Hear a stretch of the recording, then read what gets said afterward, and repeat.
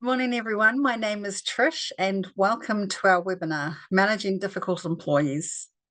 Thank you for joining us today. We're just waiting for a few more people to join the session, so we'll get started in a couple of minutes.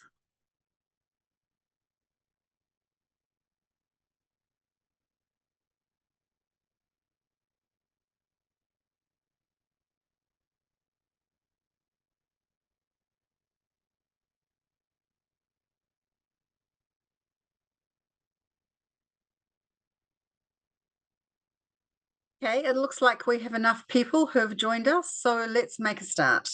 If you missed the beginning, hello, my name is Trish, and welcome to our webinar, which is presented by Citation Group, Managing Difficult Employees. Before we proceed in the presentation, I just want to cover off some general housekeeping rules. If you have a question during the webinar, please, if you can use the question and answer feature at the bottom of your screen, and we will try and answer as many as we can at the end of the presentation. However, you don't need to wait until the end. You can type them in throughout the webinar. Yes, also this webinar is being recorded, so you'll be sent a recording link after the session. So today we are here to talk about managing difficult employees. We have quite a few people joining us, so I'm guessing you've come along to learn more about managing difficult employees and how you can confidently manage the process and understand any risks involved. I'm really glad that you've joined us today, and by the time you finish the webinar, you should walk away with some useful insights and strategies to ensure your organisation is prepared for the changes ahead.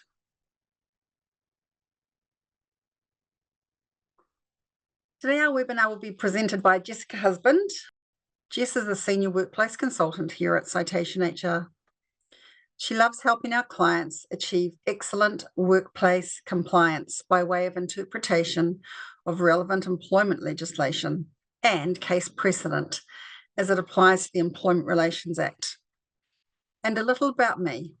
My name is Trish, and I'm a business development manager at Citation HR. And I work with businesses to help them uncover any gaps that they have around HR and health and safety and find solutions that work well.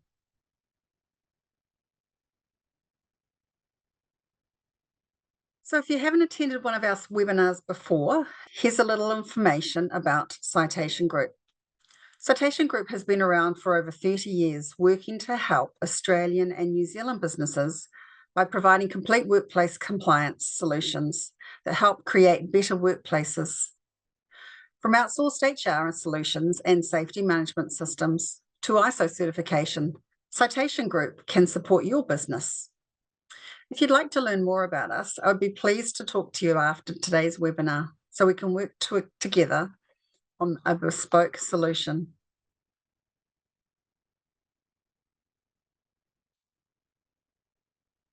Today's webinar will be featuring Citation HR. Citation HR is an external extension of HR. We understand that you don't want to be spending too much time meeting legislative requirements. Ideally, you are spending that time growing the business. So that's where we step in. How we do this for you is that when someone comes on board with us, we perform a comprehensive HR compliance audit. This will help us diagnose any blind spots or gaps in your HR documents or processes.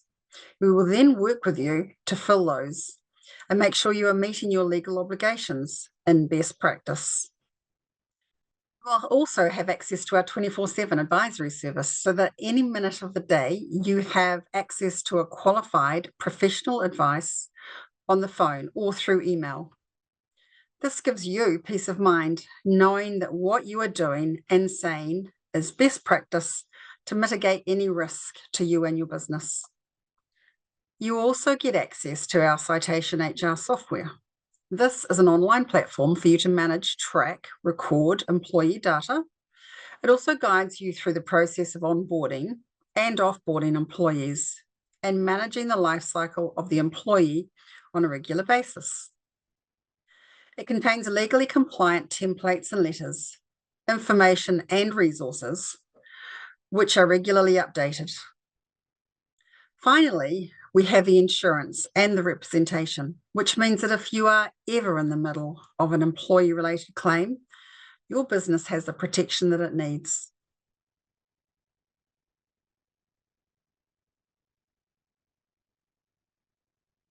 Okay, that's all from me. I'd like to now hand the time over to Jess, who will take us through today's topic. I hope you enjoy the webinar, and I will see you a little later on. Thanks, Trish, and thank you everyone for coming today. On today's agenda, we're going to highlight some underlying issues that may lead to poor performance. We're going to discuss how to undertake the performance management process as well as the disciplinary process and look at how they interrelate. We're going to look at what happens if you ignore performance or conduct issues. And there is time for questions and answers at the end, as Trish mentioned. But if you do have any questions throughout, please pop them into our Q&A section. Performance management and disciplinary processes are separate, however, they do interrelate at certain points. When looking just at performance, you'd be focusing on issues such as not performing to an acceptable standard, such as speed, competency, errors in their duties. You would typically manage this informally first by way of performance counseling, support, training, etc., before moving into a more formal process, such as the performance improvement plan or PIP, which you'll see throughout the slides. This PIP allows you to discuss with the employee a review period, which would provide them the opportunity to meet reasonable targets. Failure to meet these targets may result in disciplinary action via the progressive warning system that you would have in place. When focusing just on the disciplinary process, you'll be looking at actions or misconduct, such as failure to follow process, breach of employment agreement, or breach of company policy. Again, typically you'd want to start with something informal, a gentle reminder, or a letter of expectation to be provided prior to commencing a formal process. The formal process would be the disciplinary process in itself, and any further misconduct may lead to termination through the progressive warning system. Focusing just on performance management, performance issues can be due to many factors. It is important to firstly raise these issues with the employee and understand both parties' view on the matters. Both employee and employer will have different expectations of the role, different perspectives, and it is important to get on the same page and see if something can be resolved before going formal. For example, in the list under employee perspective, you could have an employee that has the lack of knowledge, lack of awareness, lack of capacity. There's might be conflict between two staff members that's making it hard to focus, personal issues outside of work, lack of motivation, lack of goals or priority measures or KPIs, etc. They may have not been onboarded correctly, and they may have access issues such as logins. So there's a whole list, and of course, these lists are not exhaustive as to why the employee may be underperforming. From an employer perspective, you may be setting unrealistic expectations. There may be lack of supervision in the managers that you're trusting to manage your employees. There may be insignificant resources, pressure on leaders in itself, culture and value differences. Again, list is not exhaustive, and this is why it is advised to discuss with your employee informally before moving on to a formal process, just trying to find the root cause of the underperforming. Looking at performance management objectives, if your goal is to improve performance outcomes, identify training and development needs, improve performance, identify barriers to performance, facilitate a good employment relationship, or repair employment relations between the parties, then the performance management process, whether it be informal or formal, can help you reach these objectives. On this slide, we're going to be looking at commencement of performance management. As mentioned previously, your first step is to identify the root of the problem. Pinpointing the root cause is essential before implementing strategies to assist improvement. As a suggestion, I would look at categorizing the factors of the underperformance.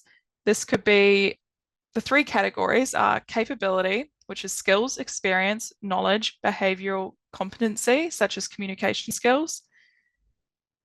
Capacity, which is availability, physical or psychological capacity or resources.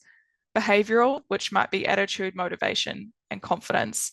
Let's use an example of an employee. We've got an employee who works on the tills. If we look at these three categories, they might have lack in experience, they might have lack in resources, and they might have lack of confidence. So their lack of experience would fall under capability.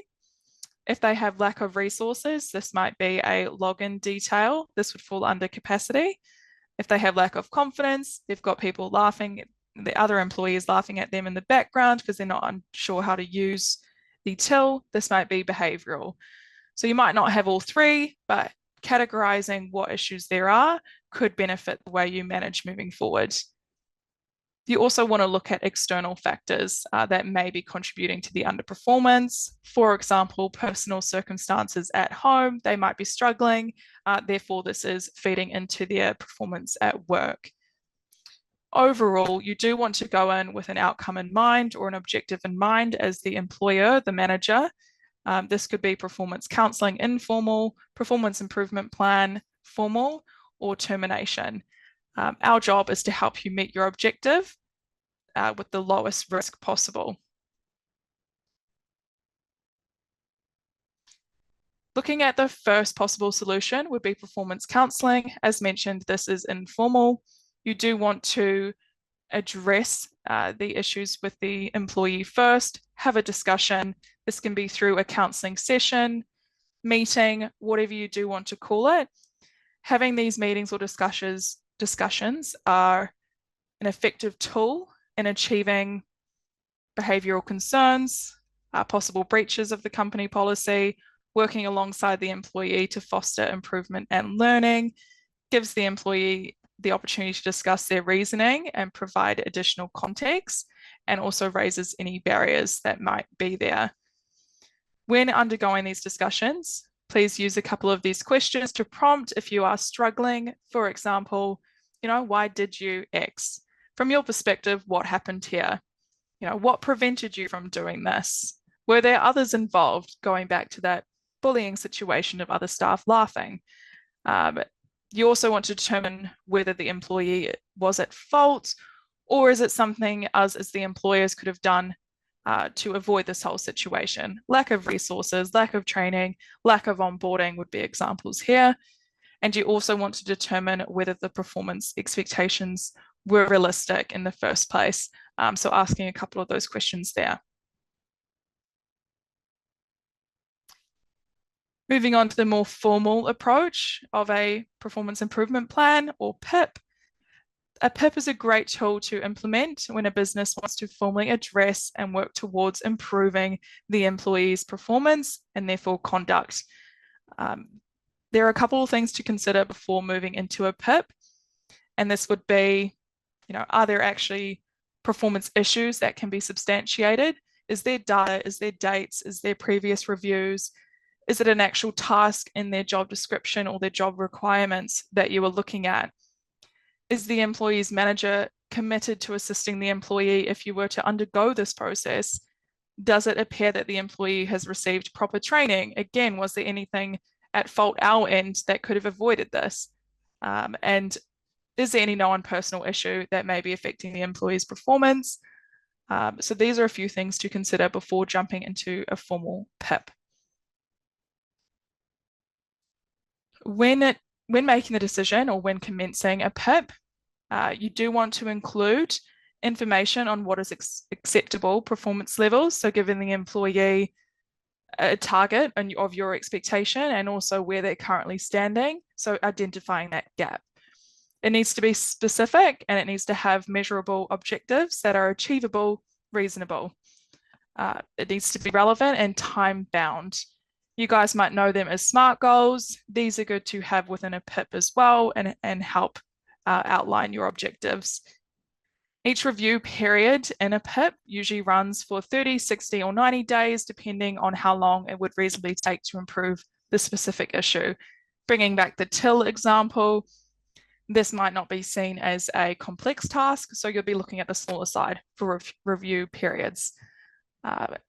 You also want to include guidance on what management will do to assist the employee to reach these goals, resources, training, coaching, buddy system, whatever it might be that works for the workplace and the employee.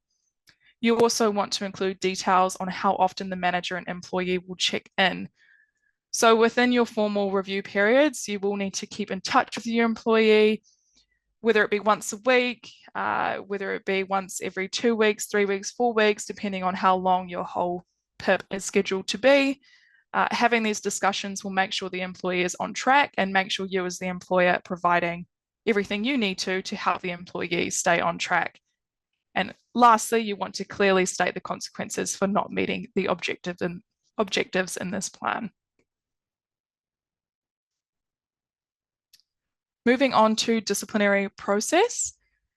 A disciplinary process is generally used when it comes to misconduct, serious misconduct. In many cases, the outcome will be a warning of some sorts. Again, this should always be reflected in writing. In some cases, the employer may allege a breach of serious misconduct. The serious misconduct has significant risk to cause damage to other employees or to the business and involves breaches of policies and procedures. Typically, the employer needs to be able to assert that the employer has lost trust and confidence in the employee for it to be deemed serious misconduct. When starting or looking at a disciplinary process, again, there are two perspectives. You always need to consider the employee's perspective, as the employee always needs to consider yours. When focusing in on the employee perspective, again, there may be lack of knowledge, awareness. They might not have the right skill, experience. There might be personal issues outside of work, lack of motivation, again, not onboarded correctly. So you'll see perspective is along the lines as our previous slide. Employer perspective, they might not have documented expectations in the contract or policies correctly or with enough detail. There might not be any evidence that the employee is aware of the policy that they're breaching. Again, unrealistic expectations, lack of supervision and training, insignificant resources, lack of leadership direction and instruction, pressure on leaders, culture and values. So both perspectives do need to be considered when moving into a disciplinary process, as it could help you get to your achieved outcome with keeping both parties happy and not necessarily needing to go formal.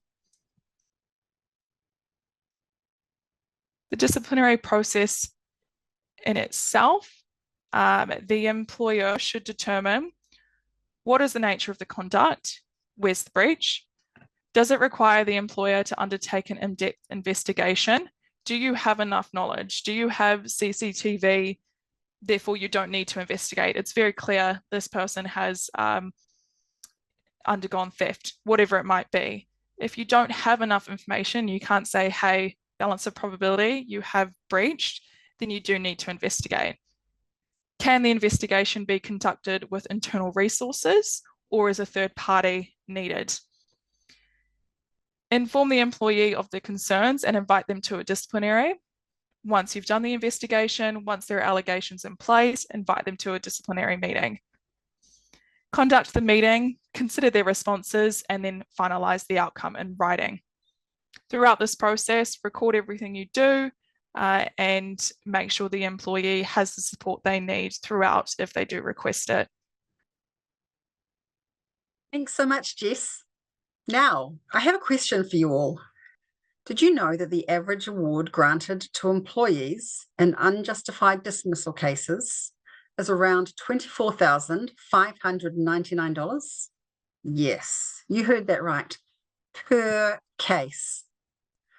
This number reflects just the financial impact, but often it's the hidden costs that can hurt you most. For example, the time you spend navigating tricky HR issues, the energy drained by compliance checks, and the stress of knowing a single error could put your business at risk.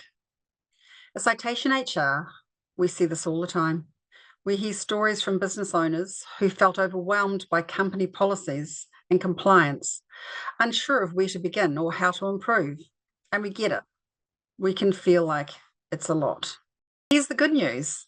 You don't have to go through this alone. At Citation HR, we specialize in helping businesses like yours gain clarity and control over your HR challenges. Imagine having an award-winning HR solution at your fingertips. Not only simplifies compliance, but also transforms how you manage your people.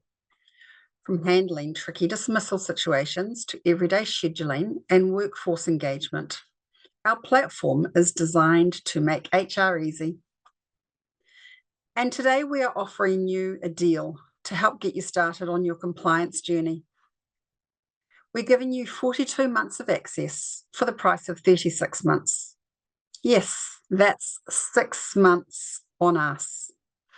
That means unlimited access to our expert HR tools and resources, real-time advice from our compliance professionals, and everything you need to confidently run your business while staying protected from risk.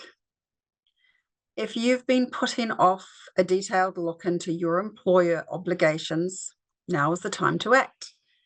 Here's exactly what you'll receive with Citation HR's award-winning solution. 24/7 access to our HR advice line, award-winning HR software, comprehensive HR compliance audit, a library of HR resources, insurance, and representation. We truly believe in making compliance and people management simple. And right now, there's no better time to join. I'll give you a minute to complete the form, and then we can get back to the presentation.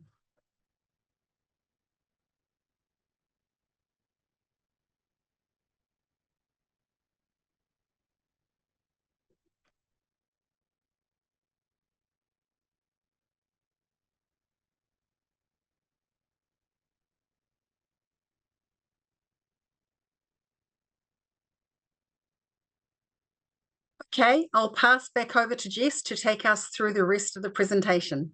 Thank you, Jess. Thanks, Trish. That sounds like an exciting offer. Let's jump back into the slides now and focus on what if performance doesn't improve.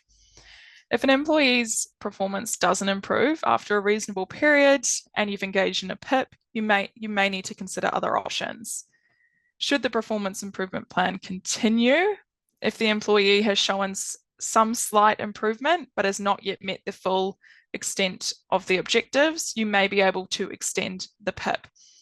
This will be beneficial for both parties, and you can tailor it to suit the ongoing concerns. You can also assess the employee's engagement. Is the employee happy in their current role? Is there anything else or alternative roles you can move them to, add duties, remove duties, transfer to where they may be more satisfied, tying in that motivation piece, and thus perform better. If the employee is unable to meet the reasonable objectives set out in the PIP, they will continue to receive formal warnings aligned with your progressive warning system. As a result, in the final disciplinary, they may be terminated. If they have reached that progressive warning system end, the next step is termination. What are the risks if you get it wrong? Having a performance discussion or conducting disciplinary meetings can be confronting, challenging, and even uncomfortable. Both parties will feel this way. It is important for managers to be well versed in how to conduct a process and how to de-escalate upset employees to avoid potential claims moving forward. In New Zealand, most individuals running through the processes will be directors or owners of a business. You are already juggling multiple duties, therefore it can be quite complex and difficult on you. Flip side, larger businesses may have a role specific for this. No matter your role, these processes are delicate, and if you do engage with us as clients, we will support you as much as we can. You need to remain impartial and ensure fairness to all concerned. You need to ensure that any relevant law is being observed and you're not placing yourself at risk personally. Reasonable management action undertaken in reasonable manner should not increase the employer's risk. However, if the process is not undertaken correctly, it can lead to claims as seen on this slide. The most common claims from the previous slide are unjustified disadvantage or unjustified dismissal. These may result from procedural deficiencies during and at the end of employment, such as not raising concerns correctly with the employee, not allowing the representation, whether it be through disciplinary, performance, or in a discussion they request representation for, using performance management to target other issues, i.e. declining extra hours or on call, flawed management of the process, poor analysis of the core issues prior to performance management. That's tying in why the discussion prior to is important. Having those discussions, having those counselings is needed in order to minimize risk. There might be underlying issues that may lead to poor performance. Again, if these are highlighted before, you may not meet the dismissal at the end and therefore have these claims. There may be a fault in the process, and of course, dismissing the employee for incorrect reasoning. So when it comes to incorrect reasoning, you've got performance and disciplinary. They are separate. They do interrelate, but they are separate. Performance solely focuses on the duties, normally in their job description, the duties of their role, what they're expected to do. Disciplinary is more misconduct. Behavioral misconduct is also one. Most commonly, employers find it difficult to determine if there is a behavioral issue. Do we go down performance or do we go down misconduct, which is a disciplinary? Again, dismissing an employee for incorrect reasoning is a risk. So therefore, I would get advice around which pathway is best depending on the behavioral issue. Cool. This slide here is just outlining stats that were created for the year 2022 from NBIE. They haven't created their 2023 stats yet, so we're just using 2022. Basically, there was 1,970 claims. Of those, only 689 were released from the authority. This is less than half of the claims raised to the authority were not taken publicly. This is due to them being dismissed or potentially resolved in mediation. Again, from here, the highest penalty an employer in 2002 got was this figure here, 230,000. The highest compensation, lowest being 500, but the highest one was 5,000, which is a huge amount for some small businesses. 17% were challenged at the employment court, so it got raised past the authority and to the court. And then 24 permanent and temporary reinstatements were done. So 24 staff members, after they had achieved their claim, got reinstated back into the workforce, into the business that they left, whether it be temporarily or permanently. The personal grievance process in itself, there are a few guidelines. When it comes to sexual harassment related claims, an employee will have 12 months after the grievance or awareness of the grievance occurred to raise this. This has just changed, which you may be aware of in New Zealand law. Otherwise, everything else is 90 days. From there, the parties will try to resolve internally, whether it be through an internal conversation, record of settlement, or through employment mediation. And then from there, if the matter is not resolved, that's when it gets raised to the Employment Relations Authority. If it's not resolved there, to the courts, Court of Appeal, and then settlement agreements at the end. No matter where you are in the process, a settlement agreement is needed to then end this claim and to finalise the claim on record.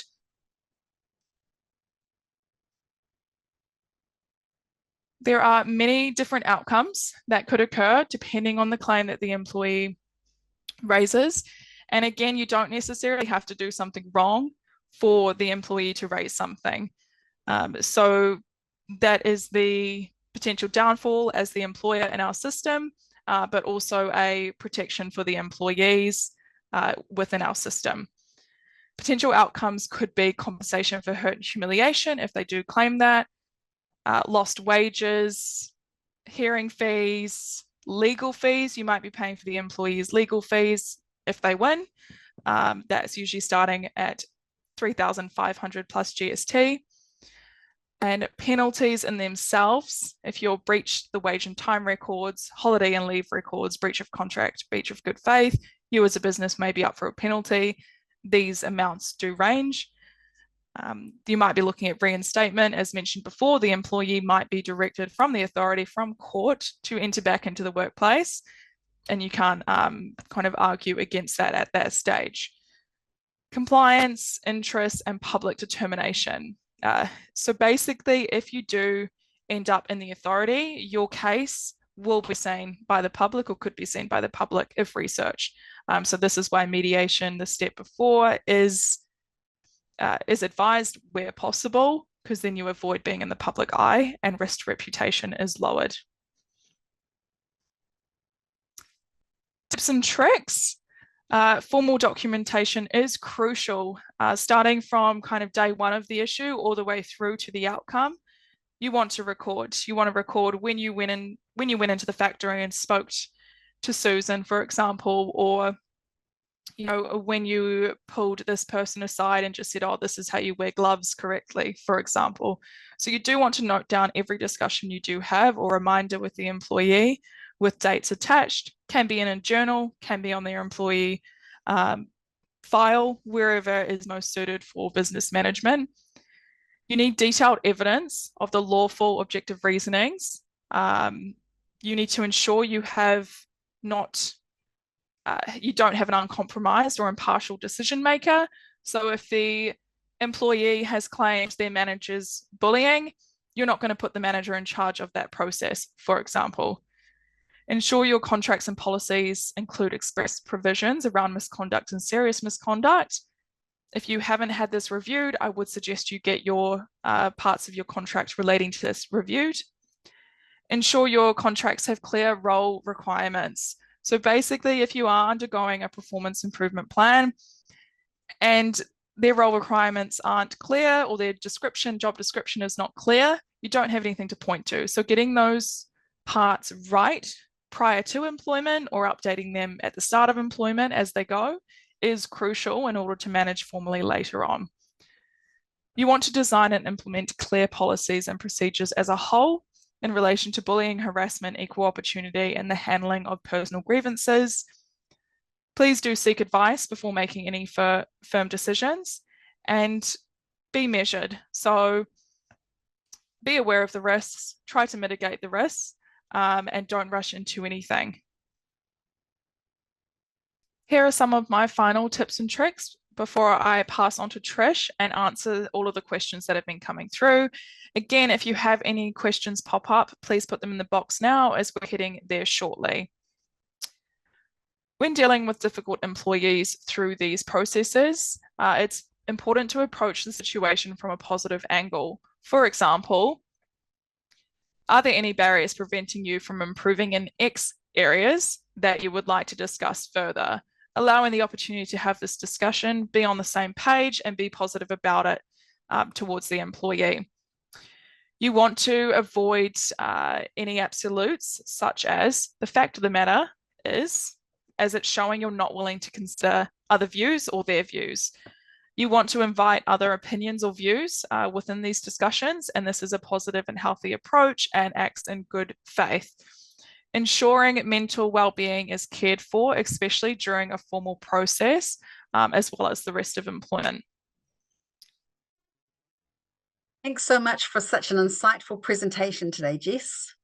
Before we dive into all the questions I can see coming through, I just wanted to take another moment to remind you all about our exciting offer. For a limited time, we're offering 42 months of access for the price of 36 months. So that's 6 months on us. You've been putting off a detailed look into your employer obligations. Now is the time to act. So scan the QR code on the screen, or click the link in the chat and fill in the form to claim this offer today. We truly believe in making compliance and people management simple. And right now, there's no better time to join.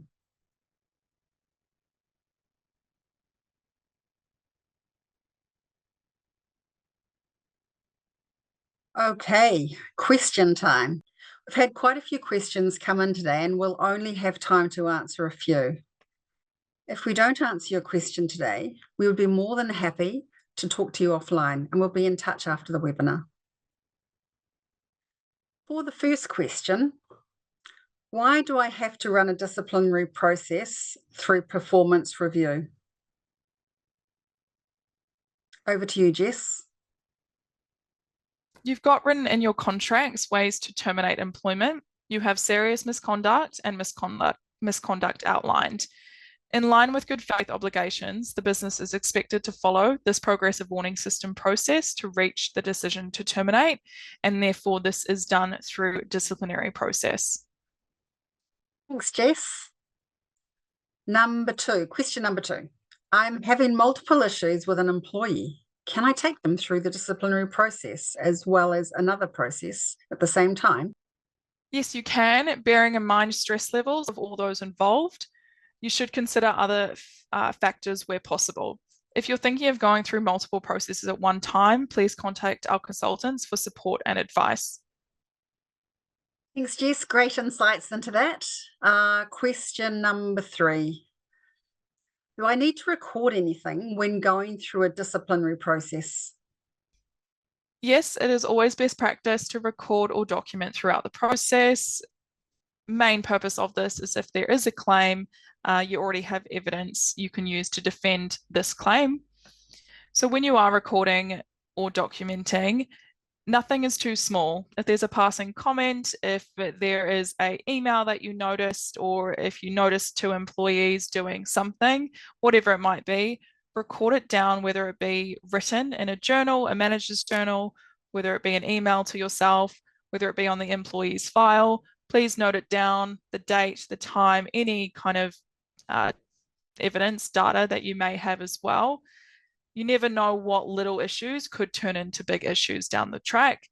So no issue is too small when it comes to recording. And fourth and final question, I'm afraid we've only got time for 4 today. When managing an employee, do I need to use the same manager through the whole process? Over to you, Jess. Oh, good question. No. However, you do want to ensure consistency, which is why the record keeping can also give benefit to the business. Having the same person conduct the whole process is more efficient in the end. There might not be any need for handover, any time in between meetings, because the one person knows kind of the previous day, whatever it might be. So the answer is no. However, the business would need to look at the benefits and the faults if they do change someone throughout the process. Thank you, Jess, for that. Okay, that's all we have time for today. I'd like to take this time to thank you all for joining us, and I'd like to thank Jess for sharing her expertise with us today. As I mentioned at the start, we'll be sending a follow-up email later today, which will include the link to our recording. So stay tuned for that email. And as always, if you have any questions or would like to schedule a chat with us to discuss your workplace compliance, please do so. Our contact information is on this slide here, so we look forward to hearing from you. Thanks again, everyone. Thanks, Trish, and thank you everyone for coming.